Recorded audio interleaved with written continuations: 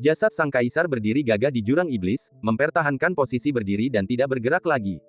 Kabut hitam samar kadang-kadang menyelimuti dan kadang-kadang menyebar ke samping. Kekuatan kekaisaran yang sulit dipahami terpancar darinya, memengaruhi ketertiban dan aturan di banyak tempat, dan mengejutkan Dao Agung langit dan bumi sehingga mengeluarkan suara aneh.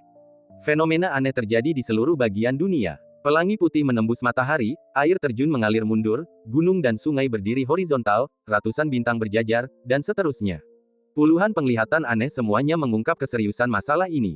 Hal ini berlaku baik di negara kekaisaran maupun di wilayah belantara utara. Dunia benar-benar akan berubah. Aturan langit dan bumi sangat dipengaruhi oleh masuknya Kaisar Qi ke dunia. Aura yang mengerikan. Orang-orang kuat dari seluruh dunia menatap lautan bintang, hati mereka menegang dan mereka merasa takut yang tak dapat dijelaskan. Merayu. Di tanah Tianyuan, mayat-mayat kaisar di dalamnya seolah merasakan sesuatu dan secara naluriah meledak dengan tekanan luar biasa, menjungkirbalikkan banyak hal di area terlarang. Badai terus berlanjut dan ketertiban pun kacau. Gadis berbaju merah melambaikan tangannya untuk membubarkan kekuatan kekaisaran yang hancur yang datang, dan kemudian mengangkat tangannya lagi untuk menenangkan penghalang kehampaan yang akan runtuh. Ambil langkah tanpa alas kaki dan raihlah langit. Dia mengangkat tangannya dan menekan sisa kekuatan kaisar. Setelah beberapa saat, kekacauan di Tianyuan berakhir, 7 alam aman, jenazah kaisar terus tertidur, dan semuanya sama seperti sebelumnya. Gadis berbaju merah itu tampak acuh tak acuh, sudah lama terbiasa dengan kehidupan seperti ini, seolah tidak terjadi apa-apa. Dahulu kala, jejak kekuatan yang terpancar dari mayat seorang kaisar sudah cukup untuk membuat gadis berbaju merah tak tertahankan. Ia menderita begitu banyak rasa sakit sehingga hidupnya terasa lebih buruk daripada kematian. Seiring berjalannya waktu, kekuatannya sendiri meningkat tak terkira, dan dia tidak lagi takut pada pecahan-pecahan kekuatan kekaisaran ini, dan dapat memusnahkannya dengan jentikan tangannya. Kamu harus datang dengan selamat. Meskipun gadis berbaju merah berada di jurang terdalam, ia sudah merasakan gejolak dan ketidakstabilan masa-masa sulit itu. Ia khawatir, memandang ke kejauhan, dan bergumam. Berita tentang jurang iblis menyebar bak api di seluruh surga dan menarik banyak pahlawan untuk datang. Apakah itu kaisar yang masih hidup? Seorang penonton yang lebih lemah hanya melirik sekilas, lalu menundukkan kepala, tak berani menatap. Seluruh tubuhnya gemetar, berdoa agar seseorang bisa memberinya jawaban. Tidak mungkin. Orang-orang kuat itu gemetar dan menoleh cepat, sambil mengajukan pertanyaan-pertanyaan. Di era ini, sama sekali tidak ada kaisar yang hidup. Tidak ada keraguan tentang hal ini. Mungkinkah dia, para leluhur klan kuno abadi datang ke sini secara langsung hanya untuk menyaksikan? Setelah bertanya-tanya sejenak, seorang leluhur tua membuka buku-buku kuno yang dibawanya dan tampaknya mengenali asal-usul sebenarnya dari tubuh kaisar ini. Ia terkejut dan wajahnya dipenuhi ketakutan. Kaisar Iblis King Yu. Setelah waktu yang lama, seorang leluhur tua dari suku kuno membandingkan penampilan tubuh itu dengan para pahlawan kuno dalam kitab suci kuno, dan sampai pada jawaban yang akurat, yang diucapkannya begitu saja. 2.700.000 tahun yang lalu, Kaisar Agung King Yu mempraktikkan ajaran Buddha dan ajaran setan. Begitu kata-kata ini diucapkan, banyak biksu berkumpul, berharap mendapatkan lebih banyak informasi berguna dari orang-orang dari klan kuno abadi. Rekan Taois, bisakah Anda menjelaskan lebih lanjut? Orang-orang tua di alam Kunlun akhirnya berhenti bersembunyi dan muncul satu persatu, mendekati orang-orang kuat dari klan kuno dan berbicara dengan sopan. Menurut catatan sejarah, Kaisar Iblis King Yu menjadi biksu di masa mudanya, tetapi kemudian melanggar sumpahnya dan kembali ke kehidupan duniawi. Saat berkultivasi, ia diincar oleh iblis tak dikenal dan benih iblis ditanam di tubuhnya. Demi para master di alam Kunlun, leluhur klan kuno tidak berpura-pura dan bersedia menjelaskan secara rinci. Selanjutnya, masa lalu misterius Kaisar Iblis King Yu terungkap dan diperkenalkan ke dunia. Ia adalah seorang biksu di masa mudanya dan dirasuki setan di masa mudanya. Karena keberuntungannya, meskipun ia seorang iblis, ia berbalik melawan gurunya dan berubah menjadi iblis. Kemudian, ia mempraktikkan agama Buddha. Setengah Buddha, setengah setan. Tubuh Buddha dan tubuh iblis adalah satu-satunya dalam sejarah. Baik dan jahat, sangat aneh. Setelah menjadi perawan, ia mengumpulkan wanita-wanita cantik dari seluruh dunia selama beberapa waktu, menikmatinya siang dan malam, dengan hasrat yang sangat kuat dan pesona yang jahat. Selama suatu kurun waktu, ia bersikap baik hati seperti Buddha, berperilaku penuh kasih sayang, memberikan ceramah, dan menyelamatkan orang. Singkatnya, Kaisar Iblis King Yu adalah pribadi yang sangat kontradiktif, seperti dua atribut ekstrim yang menyatu. Yang anehnya adalah orang ini benar-benar menjadi tercerahkan dan mampu mencapai keseimbangan tertentu antara Buddha dan kekuatan jahat dalam tubuhnya, itulah sebabnya ia tidak diserang serangan balik. Sayangnya, di usia senjanya, ki dan darahnya tidak mencukupi, dan ia mulai menurun. Keseimbangan antara kekuatan Buddha dan kekuatan iblis mulai goyah. Setelah ratusan tahun menyiksa diri, kekuatan Budanya akhirnya runtuh dan energi iblisnya melonjak. Setelah beberapa dekade, ia menjadi iblis dan duduk di sana selamanya. Karena itu, catatan dalam buku-buku kuno menyebutnya Kaisar Iblis King Yu. Setelah mendengar kata-kata ini, semua orang menjadi bersemangat dan tidak dapat ditekan. King Yu, Kaisar Iblis. Setelah mengetahui asal-usul jasad kaisar ini, dia pun mengalihkan pandangannya lagi, kekaguman meluap dari matanya, tidak berani melakukan hujatan apapun. Ini adalah sisa-sisa Kaisar King Yu. Sungguh luar biasa bahwa ini terawetkan dengan sangat baik. Bahkan pendeta Shen Xiao tahu bahwa ini adalah mayat. Tatapan mata berapi-api para gadis itu tertuju pada tubuh sang kaisar, ingin menjadikannya milik mereka sendiri dan tidak membiarkan siapapun menyentuhnya. Jurang Iblis adalah tempat pemakaman Kaisar King Yu. Pantas saja tempat ini begitu mengerikan. Semua orang hanya tahu satu sisi cerita, bukan sisi lainnya. Jasad Kaisar Iblis jatuh di sini bukan untuk tidur di sini sejak awal, melainkan sebagai akhir dari perang kuno. Jika Anda bisa mendapatkan tubuh Kaisar, kreasi Anda akan tak terbatas. Semua orang tahu betapa berharganya tubuh Kaisar ini. Ia jauh melampaui apapun di dunia dan tak ternilai oleh batu roh. Ia adalah harta yang tak ternilai. Tubuh sang kaisar tampaknya masih dalam keadaan tidak aktif, menyerap sumber daya dan kekuatan tanah-tanah iblis di seluruh dunia, melahapnya tanpa henti tanpa akhir. Orang-orang kuat di istana kekaisaran wilayah selatan dan alam kuno, serta barang-barang antik tua yang tersembunyi di kegelapan, semuanya mendengar tentang mayat kaisar, dan mereka semua muncul dan bergegas. Selama beberapa waktu, jurang iblis di Laut Kekacauan menjadi area inti tempat para pahlawan berkumpul. Para penguasa dari seluruh surga dan dunia berbondong-bondong ke tempat kejadian, gembira dan gembira, hanya untuk menyaksikan jenazah kaisar. Jika mereka cukup beruntung mendapatkan kesempatan dari jenazah kaisar, itu akan lebih baik lagi. Haruskah kita pergi ke sana dan ikut bersenang-senang? Beberapa leluhur tua di Langya Villa tidak dapat menahan diri lagi. Tidak, putra mahkota Nangongge menggelengkan kepalanya dan berkata, jika jenazah kaisar tiba-tiba muncul, akan terjadi bencana.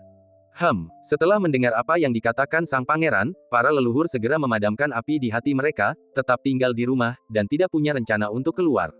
Karena Pangeran Zhu mengatakan akan terjadi bencana, maka itu pasti benar. Lebih aman untuk tinggal di rumah. Namun, orang-orang kuat di dunia tidak menganggap ini sebagai bencana, melainkan anugerah dari surga. Beberapa orang tua bodoh bahkan berkata seperti ini, jika kita tahu ada mayat kaisar yang tersembunyi di jurang iblis, mengapa kita harus menekannya lebih awal? Akan jauh lebih baik membiarkannya meletus lebih awal. Kepalamu pasti terjepit di pintu hingga kau bisa mengatakan hal bodoh seperti itu. Dalam arti tertentu, mayat kaisar benar-benar merupakan ciptaan tertinggi. Namun, jangan lupakan harga diri Anda sendiri. Secerca kekuatan kekaisaran sudah cukup untuk menekan rakyat jelata, dan beberapa orang masih ingin memanfaatkannya. Cukup baik jika mereka bisa berdiri teguh dan tidak berlutut. Tubuh kaisar yang hampir lengkap memiliki dampak yang besar terhadap orang-orang. Kalau saja kekuatan iblis itu tidak begitu dahsyat, orang-orang tua itu tidak akan bersembunyi di kejauhan dan menonton, tetapi akan bergegas maju lebih awal. Ini sangat penting. Kita harus pergi ke suku itu. Para pemimpin klan kuno abadi terus bergegas menuju tanah leluhur mereka dan menyeberangi lautan bintang. Bintang-bintang yang tak terhitung jumlahnya melintas di sisi mereka, bagai kunang-kunang yang terbang ke arah punggung mereka. Kaisar Iblis King Yu, seorang tokoh legendaris. Tubuh kaisarnya memiliki nilai penelitian yang sangat tinggi, dan seseorang bahkan dapat memahami kekuatan tertinggi darinya. Paling buruknya, tubuhnya dapat dipotong-potong dan ditempa menjadi senjata paling canggih di dunia. Di sisi lain, laju perluasan negeri iblis semakin cepat. Bintang-bintang bagaikan kayu lapuk dan layu, kehilangan vitalitasnya, dan roh-roh di dalamnya pun punah dalam sekejap. Kekuatan spiritual yang tak terbatas mengalir menuju dimen abis dari segala arah. Jasad sang kaisar berdiri tegak di mulut jurang, tak bergerak, bagaikan sebuah patung. Dari waktu ke waktu, jejak kekuatan iblis menyebar, menyebabkan hukum dan ketertiban di banyak daerah menjadi tidak stabil. Kadangkala, beberapa individu yang tak kenal takut tidak dapat menahan keserakahan batinnya dan akan menggunakan berbagai cara untuk mendekati mayat kaisar. Setelah beberapa saat, tanah lama. Semua klan kuno besar sangat terkejut saat mengetahui kematian Kaisar Iblis King Yu. Seruan dari manajemen puncak datang bagai gelombang, satu demi satu. Ekspresi wajah para tetua sulit dijelaskan dengan kata-kata. Bahkan dengan perubahan hidup yang tak terduga, ia tak mampu menjaga ketenangannya. Banyak lelaki tua melompat berdiri, dan seluruh tubuhnya gemetar karena terkejut dan gembira, dan keserakahan terpancar di kedalaman matanya. Tidak, aku tidak bisa menunggu lebih lama lagi. Makhluk agung yang sesungguhnya mengendalikan klan kuno abadi bersembunyi di sudut gelap dan mengulurkan tangan yang kering dan gelap. Kulitnya keriput dan tak terlihat darah mengalir. Hanya tulang-tulang yang tersisa. Di tengah perjuangan besar, mungkin ada seseorang yang dapat mencapai sisi lain. 27 klan kuno abadi memiliki fondasi yang tak terbayangkan dalam. Di antara mereka, mungkin ada makhluk kuat yang tersembunyi, dan begitu ditemukan, ia pasti akan meruntuhkan seluruh struktur benua. Tubuh Kaisar Iblis harus diperoleh. Suara tua samar-samar terdengar dari kedalaman suku, serak seperti pasir yang bergesekan dengan telapak tangan. Kata-katanya mengandung rasa tak kenal ampun untuk tidak membiarkan kegagalan. Setelah mendengarnya, semua orang gemetar. Orang tua, kalau kalian masih hidup, yuk kita ketemu dan ngobrol. Di bawah tanah suku kuno itu, terdapat seorang lelaki tua yang tampak seperti mumi. Ia menggunakan sedikit tenaga untuk membuka tutup peti mati yang terbuat dari kristal berusia 10.000 tahun. Matanya kosong dan ketika ia melihat keluar, ada kilatan darah, seperti mayat hidup. Kirim pesan ke semua klan kuno, undang orang-orang berkuasa untuk berdiskusi tentang era saat ini. Sisa-sisa Kaisar King Yu, bagaimana mungkin kau tidak tergoda? Jika kita bisa mendapatkannya, ada harapan untuk buktinya. Di setiap klan kuno, selalu ada satu atau dua tokoh setingkat batu yang mengandalkan berbagai harta rahasia dan obat-obatan ajaib untuk memperlambat hilangnya kekuatan hidup dalam tubuh mereka, bertahan hidup dan menolak untuk mati. Mereka sungguh malang. Meskipun mereka memiliki kekuatan tempur yang hebat, energi dan darah mereka terkuras habis dan mereka tidak akan berumur panjang. Mereka juga cukup beruntung, jauh lebih beruntung daripada leluhur mereka, dan akhirnya memasuki era yang belum pernah terjadi sebelumnya. Kekuatan hukum waktu di tanah leluhur telah melemah, dan mereka dapat menginjakkan kaki di daratan dan membuka babak baru bagi klan kuno. Kalau begitu, ayo kita bicara. Satu persatu, batu-batu hidup itu terbangun, tidak lagi bersembunyi, dan bersiap untuk bertarung. Mayat seorang kaisar dapat dianggap sebagai ciptaan yang agung. Jika aku menunggu lebih lama lagi, tubuhku mungkin tak sanggup lagi. Sekali kesempatan itu terlewat, kesempatan itu takkan bisa didapatkan kembali. Setelah berpikir lama, diketahui bahwa ada puluhan Gaiyu berkumpul di ruang rahasia di bawah tanah. Orang-orang tua ini, vitalitas dan darah mereka menurun satu persatu, dan mereka bisa mati kapan saja. Dia berbadan bungkuk dan berjalan terhuyung-huyung. Ia sangat kurus, seperti manusia biasa yang telah kelaparan berhari-hari. Ia sangat lesu dan berada di ambang kematian. Sayang sekali kamu belum mati. Mereka semua adalah kenalan yang sudah lama tidak bertemu. Mereka sudah sering bertengkar sejak kecil. Kini setelah mereka bertemu dalam jarak dekat, Fei bersembunyi di dalam peti mati, merasakan gejolak napas lawan bicaranya, dengan emosi campur aduk, senang sekaligus sedih. Kamu masih hidup, jadi tentu saja aku bisa bertahan. Setidaknya aku akan membantumu melewati ini. Para barang antik tua, yang merupakan musuh sekaligus kawan, saling menyapa dengan cengiran yang memperlihatkan mulut penuh gigi hitam, atau bahkan tidak bergigi sama sekali. Kaisar Iblis King Yu, kurasa setiap orang punya ide masing-masing. Karena kau sudah di sini, mari kita bahas cara masuknya. Setelah mengenang masa lalu, beberapa orang langsung ke intinya. Waktu setiap orang berharga dan tidak boleh disia-siakan. Langsung ke intinya dan sampaikan masalahnya. Hehe, menurutku, kalau kita benar-benar bisa bekerja sama, membuka jalan ke dunia luar seharusnya tidak sulit. Aku cuma takut, setiap orang mempunyai motif egoisnya masing-masing, dan jika mereka berbicara tanpa berusaha, semuanya akan sia-sia. Seorang lelaki tua berpakaian hitam duduk di tanah, memegang kendi anggur. Ratusan helai rambut di kepalanya, yang lebih banyak daripada helai lainnya, membuatnya tampak sangat rimbun, kontras dengan penampilannya. Mari kita kesampingkan semua hal lainnya. Jika jalan itu benar-benar terbuka, siapa yang akan mengambil risiko lebih dulu? Seseorang menyebutkan poin utamanya. Lorong itu dapat dibuka, namun sangat berbahaya bagi mereka yang keluar pertama kali. Jika makhluk seperti mereka secara tidak sengaja menyentuh hukum waktu di negeri kuno, kemungkinan besar mereka akan meninggalkan jejak bayangan seorang penguasa waktu setingkat kaisar. Dalam hal itu, masih ada peluang untuk bertahan hidup. Jika Anda kurang beruntung, Anda bahkan dapat membangkitkan jejak-jejak kaisar kuno yang tersisa dari sungai waktu yang panjang. Hanya dengan secercah kekuatan kekaisaran yang agung, Anda dapat menghabisi siapapun yang ada di tempat kejadian tanpa perlawanan apapun.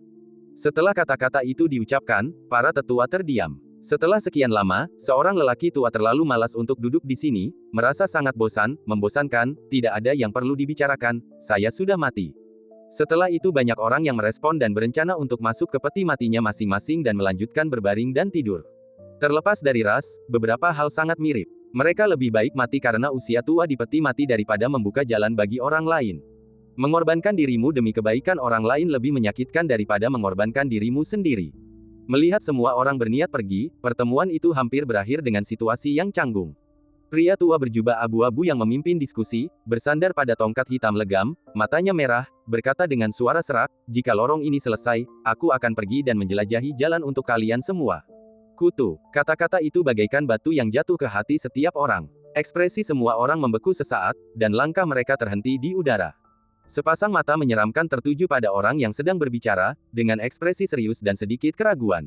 Sobat-sobat lama, kita tidak punya banyak waktu lagi untuk hidup. Karena kita punya kesempatan ini, kita harus mencobanya. Lelaki tua bertongkat itu tidak ingin mati di selokan yang gelap, lembab, dan bau. Kini setelah takdir datang, ia memutuskan untuk mengerahkan segenap tenaganya.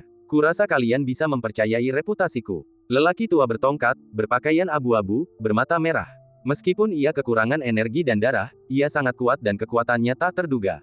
Dia berasal dari klan Kekaisaran Lin Qian, namanya Luo Yanchen, dia adalah yang terkuat di klan tersebut dan memiliki kekuatan tertinggi.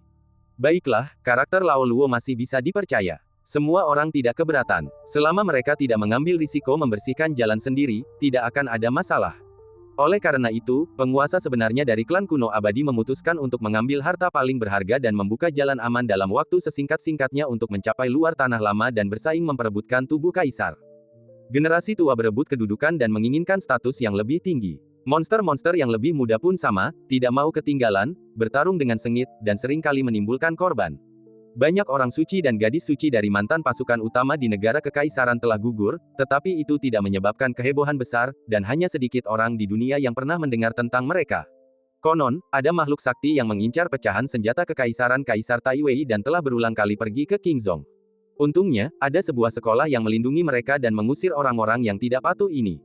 Namun, mengandalkan perlindungan akademi pertama selamanya bukanlah solusi. Semakin banyak kebaikan yang diberikan, semakin banyak pula waktu di mana seseorang tidak dapat membalasnya. Lebih lanjut, seseorang tidak bisa bergantung pada orang lain ketika bahaya muncul, jika tidak, Sekte Qing tidak akan pernah berkembang. Yang mulia, jika ada yang mengalahkan kami akan melakukan apapun yang kami mau. Jika kami kalah, kami akan menandatangani perjanjian bahwa suku mereka tidak akan menyerang kami. Wu Junyan berdiri di atas Qingzhou dan berbicara dengan arogan. Memiliki kesempatan lebih baik daripada tidak memiliki kesempatan sama sekali. Banyak praktisi Mahayana berbondong-bondong datang ke tempat itu. Dengan ancaman akademi, yang kuat tidak berani menyerang dan hanya bisa menaruh harapan pada generasi muda. Wu Junyan ingin mengurangi kesulitan yang ditimbulkan oleh musuh-musuh kuat yang menyerang dengan menandatangani perjanjian dengan kekuatan terukir iblis, yang akan memiliki tingkat kekuatan pengikat tertentu. Ia juga ingin memperkuat kekuatannya sendiri dan tumbuh dengan cepat melalui pertarungan berulang kali. Kalau kita bertarung, kita masing-masing yang menentukan nasib kita sendiri. Siapapun yang mati, siapapun yang menang. Sebelum setiap pertarungan, Wu Junyan akan mengatakan ini untuk membiarkan lawannya bersiap menghadapi kematian. Sejak saat itu, Qingzhou tak lagi merasa tenang. Wu Junyan bertempur hampir setiap hari dan pulang berlumuran darah. Pakaiannya berlumuran darah, baik dari musuh maupun darahnya sendiri. Setelah klan kuno abadi memasuki dunia, mereka tidak hanya sangat tertarik pada penciptaan dunia, tetapi juga mulai merebut sumber daya. Meskipun wilayahnya luas dan bintang-bintangnya tak terhitung, dibandingkan dengan para pembudidaya di dunia, sumber daya yang relatif melimpah masih relatif langka. Setelah bertahun-tahun berkembang, situasinya telah menjadi seimbang. Karena suku kuno ingin menduduki zona sumber daya, itu pasti akan mengguncang akar kekuatan lain. Kami bersedia mendedikasikan 90% sumber daya sekte kami untuk mencari Tai. Kekuatan yang tak punya nyali hanya bisa menyerahkan akar dan urat nadinya dengan kedua tangan dan berlutut tanda takluk. Setelah mengambil alih setengah dari sumber daya, para pemimpin klan kuno tentu saja tidak akan membunuh mereka semua. Lagi pula, mereka perlu memberi secercah harapan bagi berbagai sekte untuk bertahan hidup, jadi mereka tidak bisa terlalu menekan mereka. Bagaimana mungkin kami mewariskan warisan leluhur kami? Meskipun takdir kami sudah ditentukan, kami tak menyesalinya. Tentu saja, sekte-sekte tanah suci yang tidak bersedia melakukannya secara paksa dibasmi oleh klan kuno, dan semua yang melawan kehilangan nyawa mereka. Di mata orang-orang zaman dulu, kasih sayang antar sesama suku sangatlah minim, apalagi terhadap orang luar. Sejak zaman dahulu kala, sumber daya dan urat nadi spiritual tidak memiliki pemilik dan hanya dapat diambil oleh mereka yang mampu. Sebagian besar sekte teratas di Dizu juga direbut dari Qingzhou. Adapun bagaimana sekte Qing menjadi terkenal, sulit dilacak. Sang Lingguan bersedia tunduk pada klan kuno Dingxuan. Para petinggi sekte terkemuka di wilayah bintang Sanglin maju dan membungkuk kepada anggota klan kuno. Demi bertahan hidup di dunia yang kacau ini, mereka bersujud dan kehilangan martabat. Bertahun-tahun yang lalu, kuil Sangling menjadi cabang dari klan Kekaisaran Guiyan. Belakangan, klan Kekaisaran Guiyan menyadari bahwa hal ini bukanlah hal yang baik dan segera memutuskan hubungan dengan kuil Sangling. Menara pemetik bintang telah diwariskan selama lebih dari 200.000 tahun. Bagaimana kita bisa menyerah kepada orang lain dan membiarkan mereka mengendalikan kita? Selalu ada tempat suci tertinggi yang tidak bersedia menantang klan kuno abadi dan tidak bersedia menyerahkan lebih dari setengah fondasi sekte mereka. Meskipun klan kuno abadi memiliki warisan yang sangat dalam dan menjarah sebagian besar sumber daya dunia pada zaman kuno, orang-orang di dunia serakah dan tidak ada seorang pun yang akan mengeluh tentang memiliki terlalu banyak sumber daya. Sebagian besar anggota klan kuno berpangkat tinggi tidak pernah menganggap serius tempat-tempat suci dan agama-agama kuno dunia. Mereka bersikap merendahkan, berbicara, dan berperilaku arogan. Ketidaktahuan, suku Yuchang kuno telah mengarahkan pandangannya pada dasar menara Zhaixing dan tidak akan menyerahkannya dengan mudah. Jika kedua belah pihak tidak dapat mencapai kesepakatan melalui negosiasi, maka mereka tidak punya pilihan selain berperang. Ledakan. Dalam sekejap mata, perang besar dimulai. Menara Zhaixing mengaktifkan formasi perlindungan sekte, dan beberapa leluhur bertanggung jawab atas harta paling berharga sekte tersebut, berurusan dengan para master klan kuno Yuchang, sehingga mereka tidak dapat menghancurkan formasi tersebut dalam waktu singkat. Setiap saat, menara petik bintang mengonsumsi sejumlah besar batu roh bermutu tinggi. Tak peduli seberapa sedihnya kamu harus bertahan. Ada yang datang ke rumah Anda, menuntut Anda untuk menyerahkan rumah Anda tanpa syarat dan menyerahkan seluruh harta keluarga Anda. Siapa yang bisa menolaknya? Hanya dengan bertarung kamu dapat melampiaskan amarahmu. Untungnya, leluhur menara Zhaixing memiliki beberapa keterampilan, jika tidak, meskipun dia menduduki posisi utama, dia tidak akan mampu menahan serangan ganas klan kuno. Ada beberapa tempat suci yang tidak berdaya karena kurangnya kekuatan leluhur mereka, bahkan dengan harta dan sumber daya yang paling berharga sekalipun. Tidak ada pilihan selain menundukkan kepala. Zona perang bukan hanya menara Zhaixing, tetapi juga sekte pedang Dongli. Bajingan-bajingan ini benar-benar ingin kita menyerahkan pedang leluhur kita. Sialan, Zhong Yu dan sekelompok tetua marah besar dan terus mengumpat. Jutaan tahun yang lalu di zaman kuno, klan kuno yang abadi berdiri dengan bangga di puncak, menguasai seluruh dunia. Bahkan setelah bertahun-tahun lamanya, pola pikir sok benar seperti itu masih tertanam dalam jiwa setiap generasi klan kuno. Di mata mereka, merampas sumber daya bukanlah tindakan para perusuh, tetapi mengambil sesuatu yang seharusnya menjadi hak mereka. Aku beri kau waktu 3 hari untuk mempertimbangkan. Kalau kau tidak menyerahkan pedang itu, kau akan menanggung akibatnya. Kekuatan yang mengincar sekte pedang Dongli adalah klan Kaisar Sangqi. Leluhur mereka adalah seorang kaisar agung yang dikenal karena keahlian pedangnya. 90% anggota klan ini adalah praktisi pedang. Oleh karena itu, ketika klan Kaisar Sangqi mendengar tentang pedang itu, mereka tentu ingin mengambilnya sendiri dan mempelajarinya dengan saksama.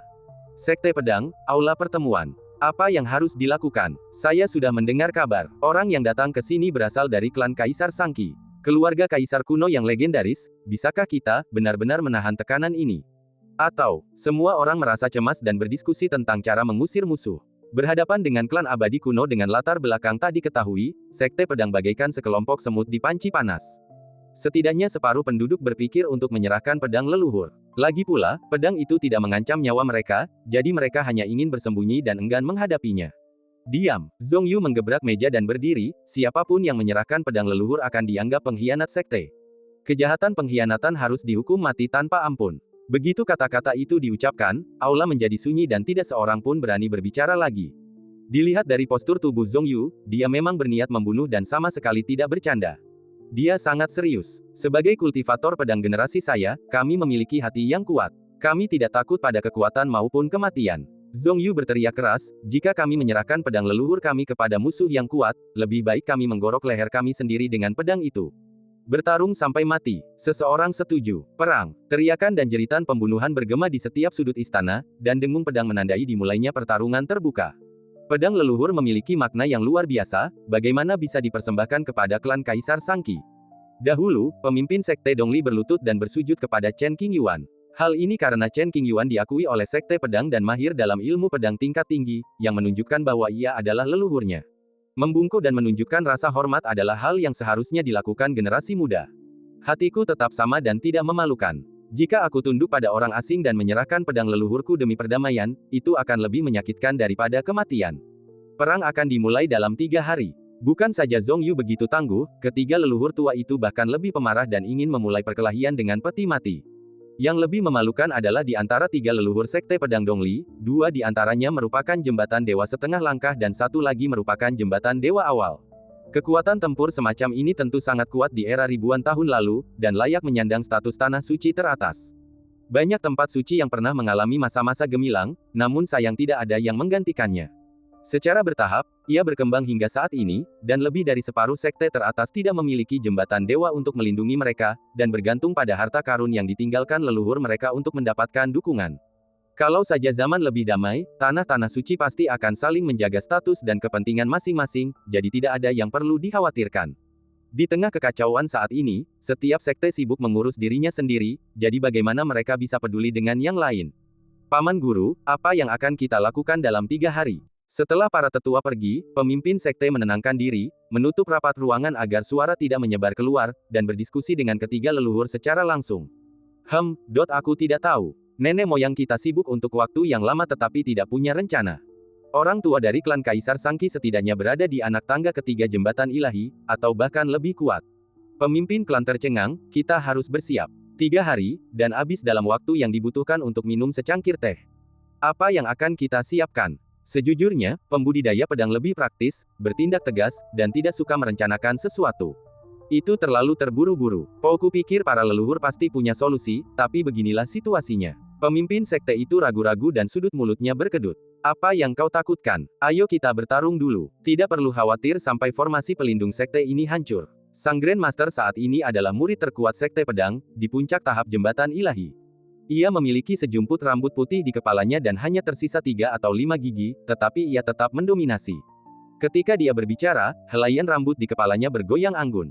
Formasinya rusak secara tidak sengaja. Pemimpin klan menjadi tenang dan harus mempertimbangkan hasilnya. Kalau formasi ini rusak, kita akan bertarung sampai mati. Memanfaatkan kesempatan untuk mengirim anak-anak berbakat pergi, agar generasi berikutnya bisa hidup dengan aman, itu bukan masalah. Seorang lelaki tua sedang minum anggur dengan ekspresi tenang. Adik laki-laki, apa yang kamu katakan masuk akal. Sang guru besar memuji. Petik 2. Pemimpin klan itu tertegun, tidak tahu harus berkata apa. Tidak mungkin untuk menyerah, satu-satunya pilihan adalah melawan. Paling buruknya, aku bisa mati di langit berbintang dan hidup dengan pedang sepanjang 3 kaki di tanganku. Leluhur Chen masih hidup. Jika kita mati secara tidak sengaja, dia pasti tahu dan akan membalaskan dendam kita. Leluhur yang disebutkan oleh Grandmaster adalah Chen Qingyuan. Tanpa disadari, Chen Qingyuan menjadi tulang punggung sekte pedang Dongli. Namun, di dalam sekte pedang, saat ini tidak lebih dari 10 orang yang mengetahui identitas Chen Qingyuan. 3 hari kemudian, orang-orang dari klan Kaisar Sangki tiba. Totalnya ada 2 orang, satu Shen Xiao melangkah 2 langkah, dan yang satu lagi Shen Xiao melangkah 3 langkah. Dia mengenakan jubah brokat, memiliki wajah tua dan tampak berwibawa. Apakah kamu sudah memikirkannya? Setelah anggota klan kekaisaran muncul, mereka mulai menginterogasi mereka. Menyerahkan pedang leluhur itu mustahil. Satu-satunya pilihan adalah bertarung. Sekte pedang telah mengaktifkan formasi pelindung sekte, formasi teratas peninggalan para leluhur, yang cukup untuk menahan serangan Shen Xiao Zunyu dalam waktu singkat. Berkat peninggalan leluhur, kekuatan-kekuatan besar mampu bertahan. Sekalipun terkadang mereka tidak memiliki kekuatan tempur yang kuat, akar mereka tak tergoyahkan. Mereka hanya perlu sedikit bersikap hati-hati terhadap dunia luar dan bekerja keras untuk membina murid-murid berbakat. Jika kamu tidak menerima roti panggangku, aku akan minum anggur untukmu. Kedua orang kuat itu mendengus dingin, tidak berkata apa-apa lagi, dan menyerang dengan ganas. Boom, boom, boom. Fluktuasi energi yang kuat membombardir formasi tersebut, menyebabkan seluruh area bergetar. Ketiga leluhur dan tetua sekte pedang ditempatkan di titik-titik kunci formasi, menolak untuk mundur. Mari kita lihat seberapa lama kamu bisa bertahan. Kedua orang kuat dari klan Kaisar Sangki terus menyerang, dan belum menyadari betapa kuatnya formasi ini.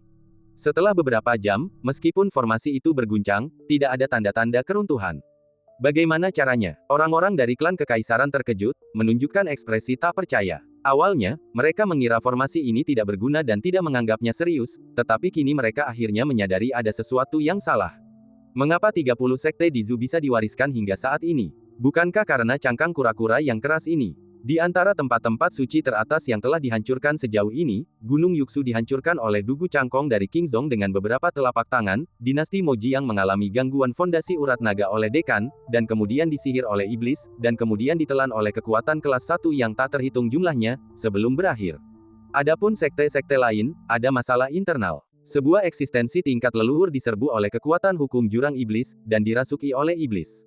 Ia membunuh para pemimpin tingkat tinggi sekte tersebut, dan kemudian dimanfaatkan oleh orang luar. Untuk dapat menembus tempurung kura-kura ini, seseorang minimal harus berada pada anak tangga kelima jembatan ilahi atau bahkan lebih tinggi. Jika suatu keluarga tidak memiliki beberapa leluhur yang menonjol, mereka secara alami akan memperbaiki dan memperkuat formasi pelindung sekte dan meninggalkan beberapa harta.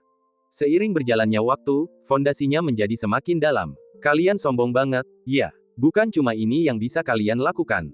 Seorang leluhur tua dari sekte pedang tidak takut kalau masalahnya akan menjadi terlalu besar, dan dia berteriak sinis melewati penghalang formasi. Bajingan, wajah anggota kuat klan kekaisaran itu menjadi gelap, dan kekuatan serangannya menjadi lebih kuat. Sayangnya formasinya tetap tidak berubah. Lebih baik mundur dulu, mengingat situasi jangka panjang. Beberapa hari kemudian, klan Kaisar Sangqi, yang tidak dapat memperoleh keuntungan apapun, berbalik dan mundur. Mereka berencana untuk melaporkan masalah ini kepada leluhur yang lebih tinggi, dan dengan mudah menghadapi klan pedang Dongli. Ada banyak insiden yang mirip dengan insiden sekte pedang Dongli. Untuk saat ini, dengan mengandalkan formasi perlindungan sekte, kita memang dapat memberi diri kita waktu untuk bernapas. Namun, begitu penguasa sebenarnya dari klan kuno abadi berkuasa, situasinya akan sangat berbeda. Kita akan bicarakan tentang masa depan nanti. Tidak seorang pun bisa memastikan apa yang akan terjadi di masa depan, jadi kita harus melakukannya selangkah demi selangkah, dan mungkin ada titik balik. Dizu, klan naga lihai. Sejak Xiao Junchou menaklukkan 4 leluhur dengan 1 pedang, orang-orang kuat dari klan naga sejati menjadi jauh lebih jujur dan hormat kepada Lao Hei. Selain itu, Lao Hei juga mengatakan saat itu bahwa dia tidak memperlakukan Chang Xi sebagai bidak catur, tetapi dia tertarik padanya. Pada titik ini, status Chang Mo Linglong telah meningkat secara substansial. Maaf atas masalah yang ditimbulkan. Orang-orang tua dari klan naga sejati sering ingin bertemu Lao Hei, dan setiap kali mereka harus menyapa Mo Linglong. Alasannya sederhana, Lao Hei malas dan tidak mau menjamu tamu. Lagi pula, Lao Hei tidak menyukai orang-orang dari klan naga sejati ini dan merasa keberatan dengan mereka. Tuan Naga, demi masa depan klan naga, Anda harus bertanya tentang hal-hal penting klan. Baru setelah Mo Linglong angkat bicara, Lao Hei setuju untuk bertemu dan membahas masa depan klan naga. Adapun hubungan antara Lao Hei dan Mo Linglong, cukup rumit. Tidak ada yang lebih lanjut, tetapi masih ambigu dari waktu ke waktu. Kadang-kadang mereka saling memandang dengan penuh kasih sayang. Atau saat mereka sedang berdua saja, suasananya aneh dan mereka dapat mendengar detak jantung masing-masing. Mo Linglong tidak lagi merasa kagum seperti di awal, dan menjadi sedikit lebih gugup. Keduanya tidak memilih hubungan dan bergaul dengan cara yang ambigu ini. Setelah mengucapkan kata-kata itu terakhir kali, Lao Hei sudah kehabisan keberanian. Ia tidak berani berkata lebih banyak lagi, karena takut membuat Mo Linglong tidak senang dan tidak ingin memaksanya. Sejujurnya, Lao Hei sangat menyukai suasana ambigu ini. Perasaan yang belum pernah ia alami sebelumnya, dan ia menikmatinya. Benar saja, menikmati prosesnya adalah hal yang paling penting. Sekarang setelah ada hasil, hal itu tidak lagi menarik, gairahnya pun berkurang. Lao Hei adalah seorang bajingan. Surat dari Tanah Tua meramalkan bahwa dalam 5 tahun, jalan akan sepenuhnya terbuka, dan klan kuno abadi akan benar-benar memasuki dunia. Orang-orang dari semua klan kuno sangat gembira ketika mendengar berita itu. Mereka sudah membayangkan klan mereka masing-masing akan menyapu dunia. Tidak ada tembok yang tidak dapat ditembus, dan berita tentang klan kuno abadi sampai ke telinga banyak orang. Hal ini menimbulkan keributan, dan banyak tempat suci menjadi panik, bertanya-tanya apakah mereka harus terus bertahan. Menyerah dan menyerahkan harta karun, mungkin bisa mempertahankan garis keturunan klan, tetapi paling banter itu akan menyebabkan kemunduran. Menjadi musuh bebuyutan klan kuno pasti akan mengakibatkan kehancuran. Semakin banyak tempat suci yang tidak dapat menahan tekanan ini dan memutuskan untuk tunduk kepada suku kuno tertentu hanya untuk bertahan hidup. Angin kencang bertiup ke setiap sudut ruangan. Ini, tentu saja, termasuk Langya Villa. Banyak orang tua dari suku kuno telah mendengar nama Langya Zi, tetapi mereka tidak mempercayainya. Dia hanya anak kecil, bagaimana bisa semisterius dan seseram yang dikatakan orang. Tangkap dan perhatikan baik-baik, maka kamu akan tahu. Dia cuma anak nakal, jadi pasti dia sengaja menciptakan reputasi palsu ini. Jangan diabaikan. Lagi pula, Villa Langya punya lokasi yang sangat bagus. Ada 6 leluhur dari klan kuno, yang mewakili kekuatan yang berbeda, dan mereka semua datang ke Langya Villa. Beberapa orang ingin melihat dengan mata kepala sendiri apakah Langya Zi benar-benar sesat seperti yang dikatakan legenda. Beberapa orang tertarik dengan latar belakang Villa Langya dan datang untuk mengancamnya. Setiap orang punya niat sendiri-sendiri, dan tidak ada satupun yang baik. Setelah mendengar bahwa Villa Langya mungkin dalam masalah, keluarga kekaisaran Guiyan menjadi cemas. Maju dan bantu segera. Kita harus melindungi Langya Zi. Klan kekaisaran Guiyan telah menyaksikan deduksi Otsuki, dan itu sungguh ajaib. Sepotong senjata kekaisaran, yang hilang di dunia luar selama sejuta tahun, berhasil dideduksi oleh Otsuki, dan hasilnya pun terungkap. Sungguh mengerikan. Orang-orang seperti itu seharusnya hanya dijadikan teman dan tidak boleh disinggung. Manfaatkan kesempatan ini untuk mengusir musuh asing di Villa Langya dan menangkan bantuan. Beberapa leluhur klan Kekaisaran Guian, yang awalnya menunggu di istana jauh di dunia kuno, segera membuat keputusan dan bergegas ke Villa Langya, takut kehilangan waktu. Villa, halaman yang elegan. Nangongge, yang sedang menikmati teh, sedikit gemetar, matanya terpaku, dan berbisik, tamu datang. Segera, Nangongge meminta pembantunya untuk memberitahu atasan dan bersiap menghadapi musuh. Dalam beberapa tahun terakhir, masyarakat terlalu kacau, dan Langya Villa terus mengaktifkan formasi perlindungan sekte untuk mencegah serangan diam-diam dari pencuri tertentu. Tidak lama kemudian, aura mengerikan benar-benar datang dan menyelimuti seluruh Villa Langya. Kudengar Langya Zi punya kemampuan meramal masa depan. Apa kau bersedia bertemu dengannya? Keenam orang yang datang berada di tempat yang tinggi, mengawasi setiap sudut villa dan menikmati seluruh pemandangan. Ketiga tetua villa itu tampak bermartabat. Mereka ingin melindungi dan mencegah ancaman dari pihak Nangong. Namun, Nangong berinisiatif untuk keluar dan berkata kepada para tetua, "Tidak apa-apa, aku akan baik-baik saja." Para leluhur sangat patuh dan minggir, tatapan mereka tajam. Jika terjadi sesuatu yang tak terduga, mereka akan bertindak kapan saja untuk melindungi Nangongge. Dengan adanya penghalang pembentukan perlindungan sekte, ada jaminan dan tidak perlu terlalu khawatir. Para tamu yang terhormat, kami datang dari jauh. Mengenakan jubah putih pucat bersulam gambar gunung dan sungai, Nangongge berdiri melayang, menatap ke atas, menatap ke enam leluhur klan kuno yang bertengger tinggi di atas. Dengan ekspresi tenang dan kalem, ia berkata sambil tersenyum, "Maafkan kami, Villa Langya, karena tidak mengundang Anda untuk minum teh." Tidak perlu basa-basi seperti itu. Di seberang penghalang formasi besar, semua orang menatap Nangongge dengan tatapan agresif, "Anak kecil, konon kau cukup cakap. Bisakah kau meramal nasibmu? Apa yang ingin kamu hitung?" Nangongge tampak acuh tak acuh. "Itu hanya hal sederhana. Tahukah kamu siapa orang terkuat?" Seorang lelaki tua berpikir sejenak dan mengajukan pertanyaan. Apakah mudah untuk mengetahui siapa orang terkuat saat itu? Jelas sekali mereka ingin merusak pertunjukan. Dalam benak para tetua suku kuno, yang terkuat tentu saja ada di antara 27 suku. Sekalipun tebakan acak, tetap ada kemungkinan keberhasilan. Kamu harus tahu, Nangongge mempertahankan senyum yang elegan dan lembut dan berbicara dengan lembut. Berbicara, para tetua berbagai kelompok etnis memiliki status yang sangat tinggi dan mungkin mengetahui suku kuno mana yang masih bertahan.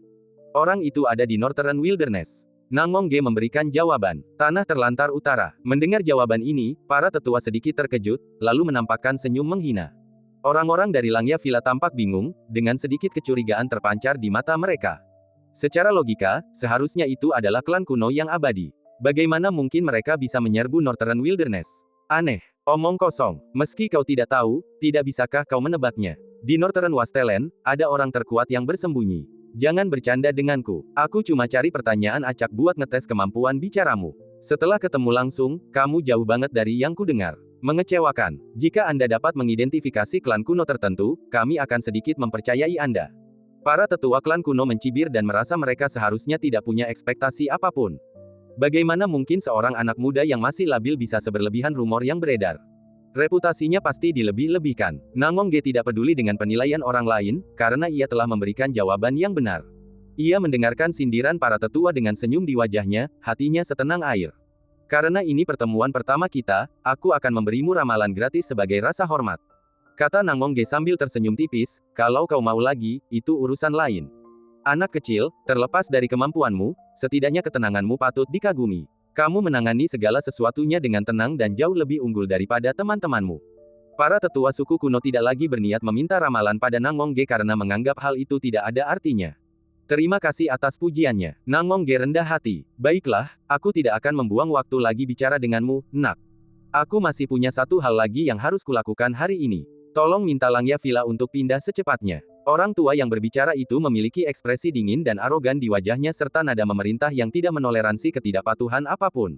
Sebagai tanggapan, Nangongge menggelengkan kepalanya sedikit untuk menyatakan penolakannya. "Saya menasihati kalian semua bahwa pindah adalah pilihan terbaik. Tanah yang indah ini milik mereka yang mampu, dan kalian tidak bisa mempertahankannya. Seseorang mengancam saya. Kalau kau mau, silakan coba." Meskipun usianya belum terlalu tua, ia telah melewati masa-masa sulit dan menyaksikan banyak adegan terlarang. Ia telah menyaksikan berbagai macam badai. Izinkan aku mengingatkanmu bahwa klan kuno abadi memang memiliki fondasi yang kuat dan banyak orang kuat, tetapi ini adalah era yang gemilang, bukan wilayah kekuasaan klan kuno. Kalau begitu, cobalah saja. Para tetua tidak menanggapi serius perkataan Nangongge, dan tampaknya siap mengambilnya dengan paksa. Villa Langya telah diwariskan turun-temurun sejak lama, sehingga tidak mudah untuk ditaklukkan. Menghadapi musuh yang kuat, para pengikut Villa mungkin sedikit panik, tetapi mereka tidak akan mundur, bersedia berjuang demi martabat mereka dan mempertaruhkan segalanya. Pada saat itu datanglah angin kencang disertai kekuatan dahsyat. Demi klan Kekaisaran Guian, kumohon jangan terlibat konflik dengan Villa Langya. Dua orang tua dari keluarga Kekaisaran Guian datang dengan tergesa-gesa dengan sikap yang jelas. Dengan kembalinya klan Kekaisaran Guian, situasinya menjadi menarik. Para tetua klan kuno mengerutkan kening dan berbalik menatap orang-orang klan Kekaisaran Guian dengan ekspresi serius, tidak berani meremehkan mereka. Apakah klan Kekaisaran Guian akan melindungi Villa Langya? Tentu saja kita harus memberi muka pada keluarga Kekaisaran. Namun, kita butuh alasan. Kalian berdua datang ke sini terburu-buru, tidak seperti gaya kerja kalian biasanya. Para tetua suku kuno mengajukan pertanyaan secara langsung. Kedua orang kuat dari klan Kekaisaran Guian pertama-tama tersenyum dan membungkuk kepada putra mahkota Nanggongge untuk menunjukkan persahabatan mereka, nama yang mulia sangat kami kenal dan kami telah mengaguminya sejak lama. Mereka telah mendengar nama Nanggongge sejak lama, dan ketika mereka melihatnya pertama kali pada hari itu, mereka merasa sangat dekat dengannya. Dua senior, terima kasih atas pujiannya. Ketika orang lain memperlakukannya dengan sopan, Nanggongge secara alami akan membalas budinya. Setelah itu, kedua tetua klan Kekaisaran menoleh ke arah klan-klan kuno kuat lainnya, membuang senyum hormat mereka dan berkata dengan serius, klan Kekaisaran Guian berutang budi kepada Pangeran Langya, dan kami harus membalasnya. Jika Anda berniat menyerang Villa Langya, klan kami tidak akan tinggal diam. Sebuah bantuan. Para tetua klan kuno sedikit terkejut, lalu mereka teringat sesuatu, mungkinkah Pangeran Langya telah menghitung lokasi pasti artefak leluhur klan Kekaisaran Guian yang hilang? Selalu ada beberapa petunjuk untuk segala hal di dunia ini yang tidak dapat disembunyikan. Akan tetapi, klan-klan kuno telah mendengar rumor ini sebelumnya dan tidak menganggapnya serius, karena menganggap kemungkinannya terlalu rendah. Dilihat dari situasi saat ini, keluarga Kekaisaran Guian sedang berusaha sebaik mungkin untuk melindungi Villa Langya dan sangat ramah terhadap Tuan Muda Nanggong. Rumor-rumor itu mungkin tidak berdasar. Kedua orang dari klan Kekaisaran Guian tidak menyangkalnya, yang dianggap sebagai persetujuan diam-diam mereka. Kian, demi klan Kekaisaran Guian, kami akan menyerah. Para penguasa berbagai klan kuno diam-diam mendiskusikannya dan memutuskan bahwa tidak perlu ada konflik dengan klan Kekaisaran Guian atas masalah sepele. Inti persoalannya adalah fosil hidup klan Kekaisaran Guian diduga masih hidup, dan wajah yang harus diberikan. Terima kasih banyak. Keluarga Kekaisaran Guian bersikap sopan. Dengan masuknya keluarga Kekaisaran, cara setiap orang memandang Nanggongge berubah drastis. Dalam hal ini, Nanggongge benar-benar memiliki beberapa kemampuan. Jadi jawaban yang baru saja diberikan bahwa orang terkuat ada di Northern Wilderness belum tentu benar, tetapi ada beberapa dasar untuk itu dan tidak dapat diabaikan. Saya punya beberapa pertanyaan, dan saya berharap mendapatkan hasilnya. Seorang lelaki tua buta dengan kulit gelap, keriput, dan suara serak. Kumohon, Pangeran, tolong bantu aku. Biaya meramal akan dibayar oleh klan Kekaisaran Guianku. Karena rekan-rekan Taois ini bersedia memberikan wajah ini kepada klan Kekaisaran tentu saja akan membalas budi dan meredakan ketegangan di antara kedua belah pihak. Tentu, ada uang yang bisa dihasilkan, siapapun yang memberinya, dan kakak Nanggong tidak punya alasan untuk menolak. Bagaimana jasad Kaisar Iblis King Yu, 2 juta tahun yang lalu, tetap terawetkan dengan sempurna tanpa pembusukan? Mengapa ia tiba-tiba muncul? Dari mana asalnya? Apakah ada rahasia tersembunyi di dalam dirinya? Akhirnya, setelah memasuki dunia manusia, kami menemukan bahwa jalan menuju jembatan ilahi telah terputus. Tidak ada peluang pencerahan di dunia ini. Akankah ada perubahan di masa depan? Semua orang ingin mendapatkan jawaban atas pertanyaan-pertanyaan ini. Tiba-tiba, ekspresi semua orang menjadi tegang dan mereka semua memandang Nanggongge, berharap mendapat balasan. Tahan napas dan diam. Manajemen senior Langya Villa juga memiliki ekspresi gugup, yang sangat aneh. Akan mahal untuk menemukan jawaban atas pertanyaan-pertanyaan ini. Nanggongge telah menyimpulkan hal ini bertahun-tahun yang lalu, jadi dia secara alami memiliki gambaran tentang hal itu. Namun, beberapa hal tidak dapat diungkapkan dengan kata-kata dan dapat dengan mudah menjadi bumerang oleh kekuatan alam. Singkat saja dan Anda akan mengerti artinya. Tidak masalah, silakan bicara. Keluarga Kekaisaran Guian kaya dan berkuasa, jadi mereka tidak takut tidak mampu membayar biaya meramal. Oke, kata-kata Nanggongge sedikit terpotong, raut wajahnya perlahan berubah serius.